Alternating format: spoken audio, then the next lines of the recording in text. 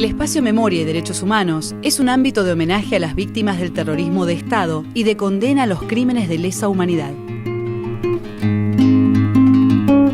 Se sitúa en el predio de la ex Escuela de Mecánica de la Armada, donde funcionó uno de los centros clandestinos de detención, tortura y exterminio más emblemáticos de la última dictadura cívico-militar. Alrededor de 5.000 militantes sufrieron el cautiverio en el ex casino de oficiales y su gran mayoría aún están desaparecidos. ¿Dónde están nuestros hijos? ¿Vivos o muertos? Ya no sabemos a quién recurrir. En el marco del reclamo histórico de los organismos de derechos humanos, sus puertas se abrieron para el pueblo el 24 de marzo de 2004. Vengo a pedir perdón del Estado Nacional por la vergüenza de haber callado durante 20 años de democracia. Donde hubo muerte, hoy hay vida. Donde hubo oscuridad, hoy hay luz. Visitas guiadas, congresos, programas educativos y eventos culturales construyen día a día un espacio de memoria colectiva.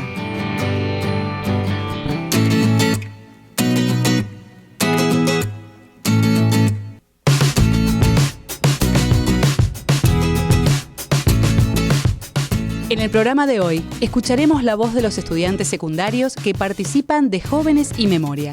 Conoceremos la historia de las madres de Plaza de Mayo, línea fundadora, y por último, visitaremos la Estación de la Memoria.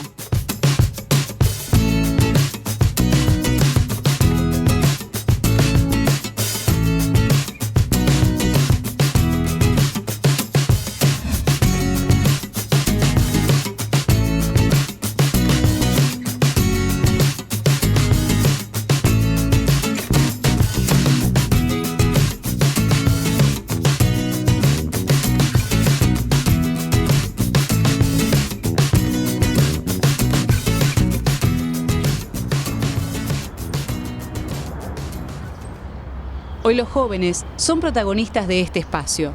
Toman la palabra para narrar el pasado, pero también para pensar el presente e imaginar un futuro sin miedos ni silencios. Cada año se desarrolla el programa Jóvenes y Memoria. Cientos de estudiantes secundarios participan de talleres y debates para llevar adelante sus proyectos de investigación.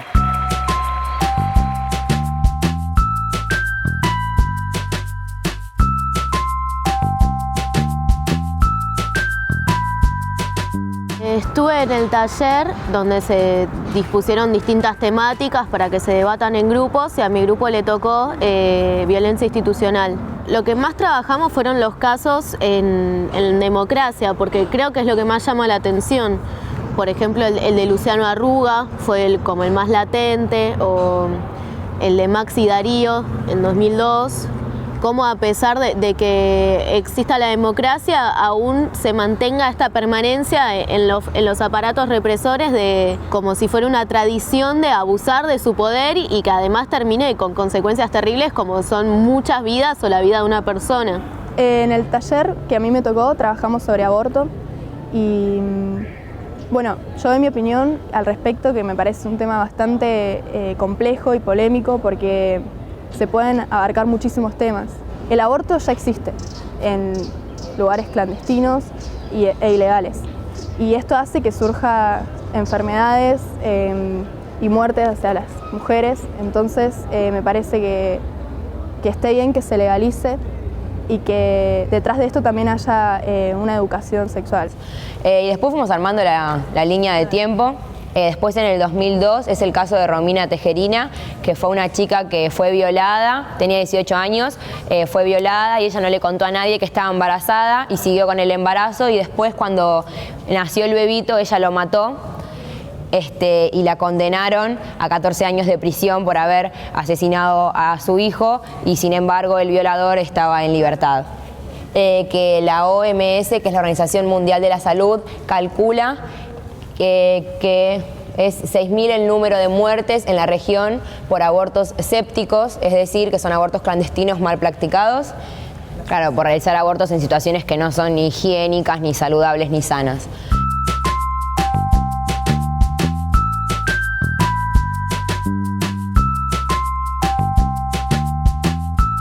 Las actividades que se hicieron hoy fueron de interactuar, cambiar y confiar en tu compañero. Hicimos actividades en las cuales confiabas solamente en tu compañero con los ojos cerrados y más o menos veías la calma y la tranquilidad que había con los ojos cerrados. O también recreamos cosas con obras chiquititas. Y hicimos como sketch de abuso de poder, trata de personas, la dictadura, el aborto, un montón de cosas que hicimos como si fuera que éramos estatuas y nuestro escultor nos modificaba y nos daba minutos de vida para que recreáramos en segundos lo que queríamos tratar de mostrarles, transmitir.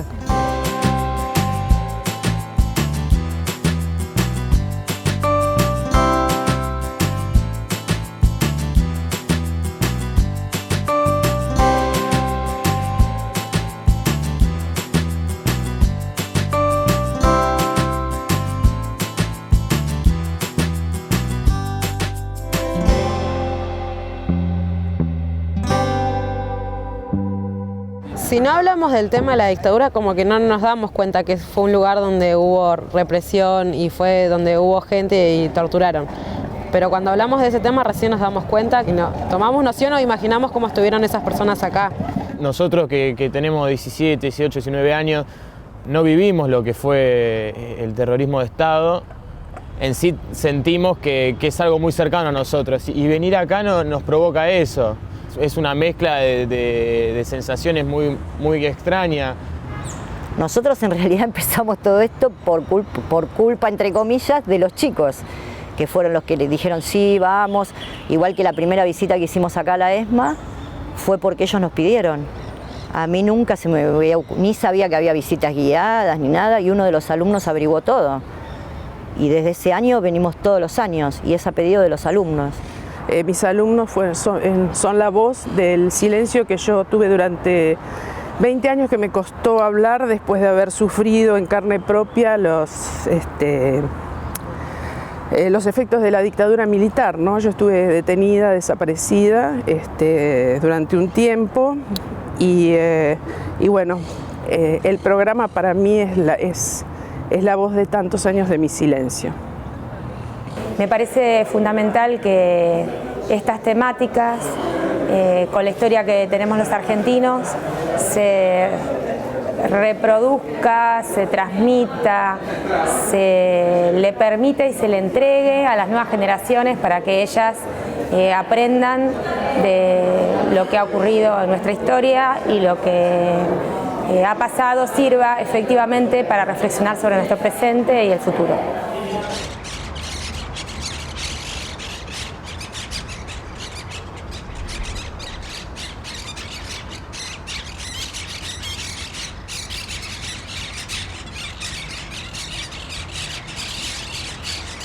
Me parece que lo que más aporta es que da la posibilidad de participación activa, de que es distinto a estar en un aula y leer, por ejemplo, sobre la dictadura y que te expliquen y que te cuenten y aprendértelo de memoria, o sobre cualquier tema de derecho humano. Tiene que ver con salir, poner el cuerpo, investigar, y desde lo personal a mí me genera más inquietudes y más contradicciones, y me da la pauta para más búsqueda que si lo leo en un libro, que asumo que esa es la información que hay y listo.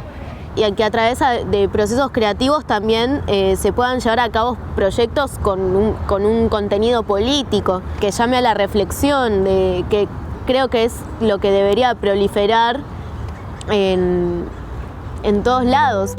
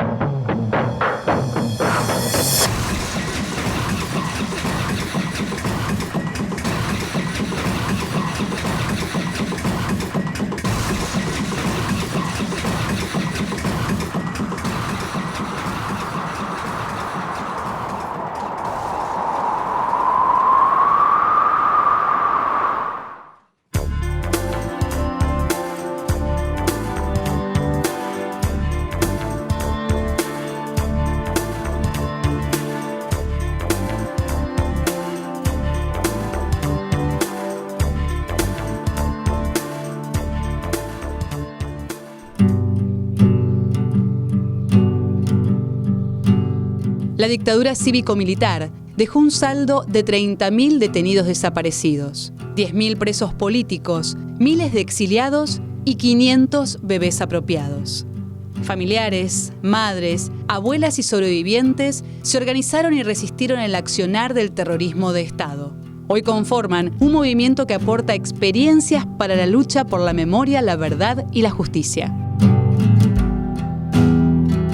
Las madres de Plaza de Mayo, línea fundadora, nos cuentan parte de su historia. Soy Enriqueta Maroni, pertenezco a Madres de Plaza de Mayo, línea fundadora, y tengo 2 hijos desaparecidos, Juan Patricio, María Beatriz y mi yerno Carlos. Me llamo Vera Villevani Yaraj, soy una madre de Plaza de Mayo, de línea fundadora. Soy una mamá de la primera hora. Fui una de las primeras 14 que con Azucena y María Adela nos encontramos en la plaza.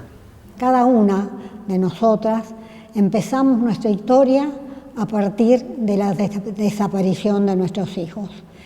A mí me tocó el 5 de abril de 1977, como les había dicho. A partir de esa fecha cambia totalmente tu vida. Lo que era permanente en vos, lo que era cotidiano, pasa a ser la búsqueda de esa persona que un día no la viste más. Momento, digamos, como iniciático para unirme a las madres fue unas semanas después de la primera ronda. Y fue en la Casa de Gobierno, en la Casa Rosada, donde había una oficina, habían montado una especie de oficina del Ministerio del Interior para supuestamente contestarnos. Contestaciones que no existían prácticamente o eran muy dolorosas para nosotros. Teníamos una tarjeta para poder ir una vez por mes. La primera vez que fui, al lado mío había una señora que yo no conocía y en un momento se levantó el oficial y entonces con la voz baja pudimos hablarnos y descubrimos que nuestros 2 hijos habían ido al mismo colegio, el Colegio Nacional de Buenos Aires. Esa señora era y sigue siendo Aide García Gastelú. Después cuando la conocí a Azucena ese mismo día, y además la oí hablar con esa decisión, ese carisma que tenía, en realidad de entrada le tuve como desconfianza. Mi sensación era que era una mujer que estaba preparada para la lucha y que pertenecía a lo mejor a algo así como algún partido, alguna cosa. Y todavía en ese primer momento que conversé le dije, decime, ¿a vos quién te manda? Mira qué pregunta más inútil, solamente en los momentos de gran confusión y así haces ese tipo de preguntas que yo soy de hacerla. Entonces ella, así muy serena, me dice, ¿cómo quién me manda? Juntas podemos llegar a hacer algo, separadas, jamás nada. Y fue un sello, para mí me planchó, me dijo una verdad terrible y fue un sello que te puedo decir que es el sello de todos nuestros encuentros y de toda nuestra lucha.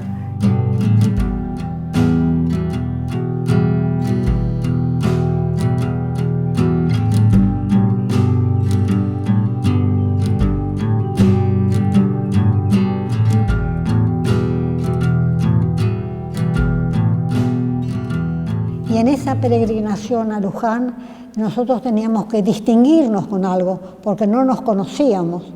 Y pensamos en ponernos algo blanco. Y ahí, bueno, nos dijimos, pongámonos un pañuelo. Algunos tenían un pañuelo blanco en su casa. Yo lo tenía, por ejemplo. Otros usaron los pañales. Entonces no se usaban los pañales como ahora que se tiran. Se lavaban. Otros usaron esos, cuadrado, doblado y puesto en la cabeza. La primera vez que nos pusimos este pañuelo, lo llevamos a Luján, nos presentamos había una misa, nos presentamos delante del altar creyendo inocentemente que íbamos a llamar la atención y que la iglesia se iba a ocupar de nosotras. Desgraciadamente eso no fue así. Nosotros no queríamos una ayuda espiritual, sino que queríamos un compromiso de la iglesia con nuestra causa.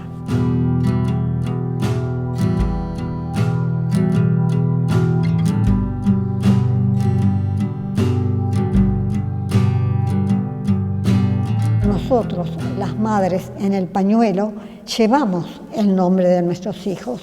El nombre de nuestros hijos es muy importante para nosotros. Porque la dictadura cívico-militar lo que buscó, además de aniquilar, de matar, es hacer desaparecer todos los rastros, que fueran borrados para siempre. Le quisieron quitar esa identidad, nosotros se la devolvemos. Acá está mi pañuelo, que me lo llevo por todos lados, que nos lo llevamos por todos lados. Y es nuestro querido pañuelo. Ahí está.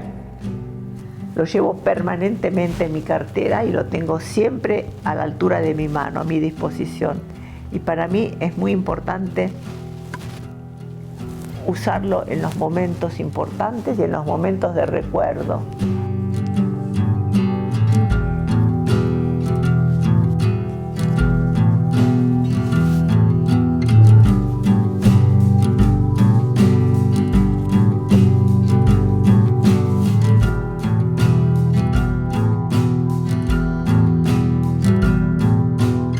Pasamos los juicios y pasé por todo, me doy cuenta que no me basta.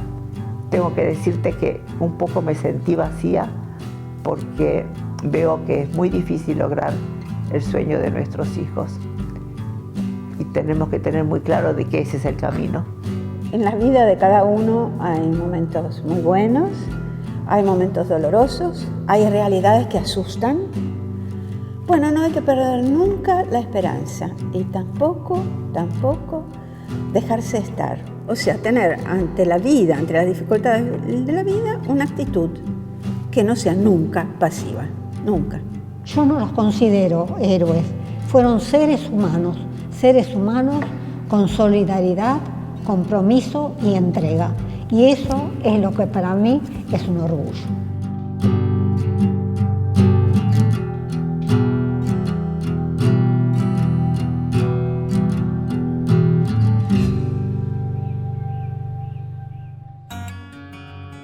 Yo estaba leyendo un periódico dominical y ese mismo domingo me entero del ECUNI. Vengo acá, averiguo, qué sé yo, y me incorporé al taller de poesía y al taller de narración oral. Y a partir de ese momento empiezo a transitar por estos lugares y en cierta medida me viene el recuerdo de lo que había sido en otros tiempos, ¿no? Decía María Teresa de Calcuta, la risa es el canto del alma. Entonces uno se ríe un momento y ese momento de risa a uno le hace muy bien. Por eso, yo me quedaré acá hasta el último día de mi vida.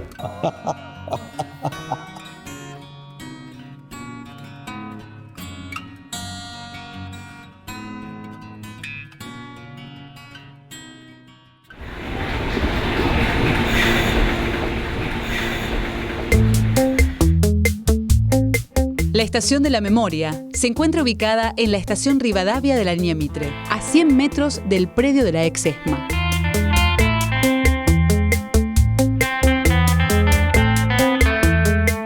Intervenciones artísticas invitan a reflexionar sobre el pasado reciente.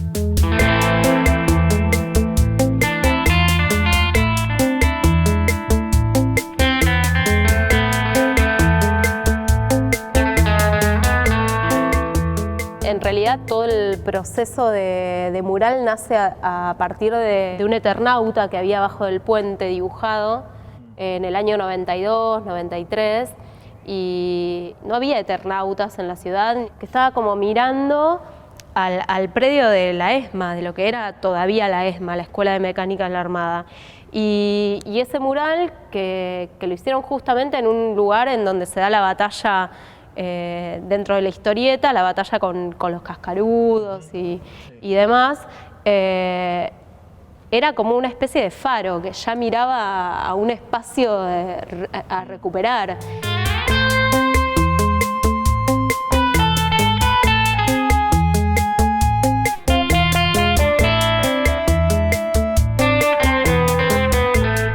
Lo que hice fue trabajar sobre lo que vendría a ser una alegoría de la recuperación de la ex ESMA. Esos nuevos vientos vienen llenos de banderas y de alegría, ¿no? Entonces va cambiando la paleta, va cambiando el contraste.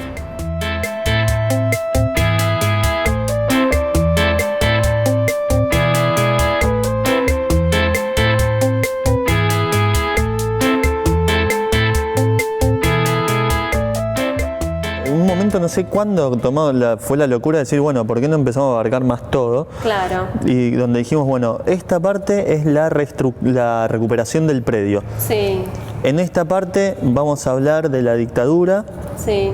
Y esta parte es las miradas que es la lucha, ¿no? Está bueno ver también las cosas que de pronto acordamos de que no. Ese tipo de representación del horror. Elegimos que no esté deliberadamente, como no, esto no. Que eso está bueno. Entonces, era bueno cómo representamos el horror sin lo explícito, ¿no? Entonces está bueno eso del contraste. En realidad todo fue como una construcción colectiva súper grosa, pero con lo de la carta de Walsh fue re lindo cómo se dio eso, de cómo fue, bueno, che, ¿qué ponemos acá? ¿Cómo? Y la imagen que capturaste, esa escena del pasillo que es el sótano. Del centro clandestino. Del centro clandestino. Del sótano y estas fotos de capucha y capuchita.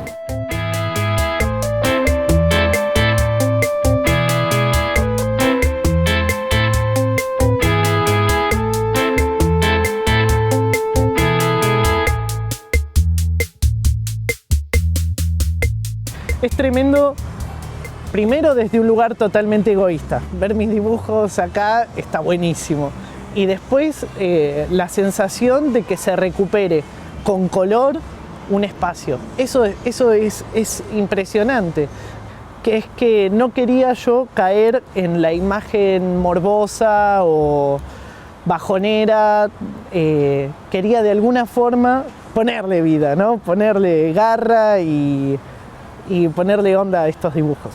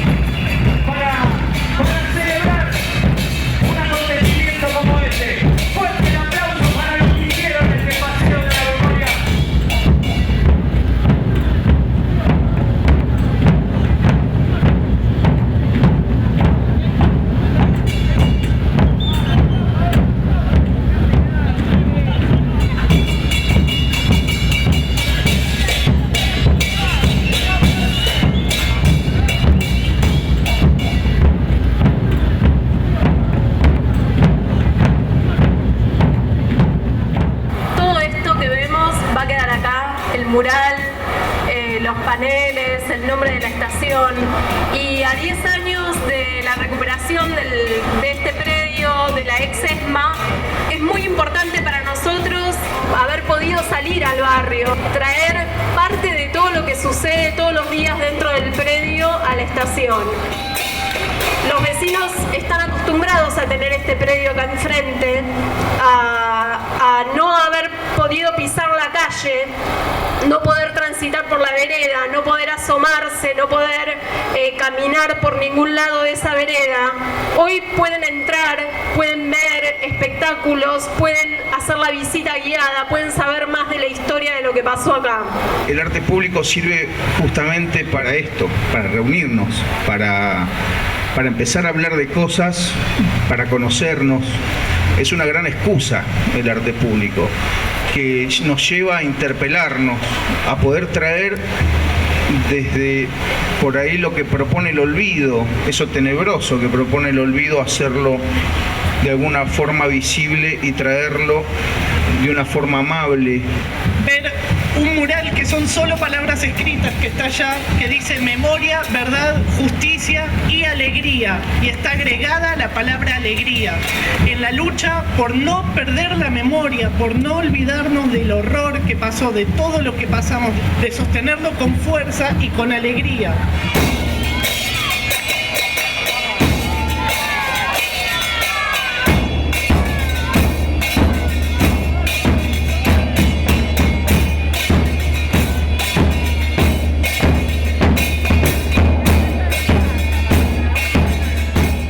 En los próximos programas de Memoria Colectiva conoceremos más propuestas que transforman a la ex-ESMA en un territorio de vida, abierto a la sociedad y a las nuevas generaciones. Un lugar con futuro, memoria, verdad y justicia.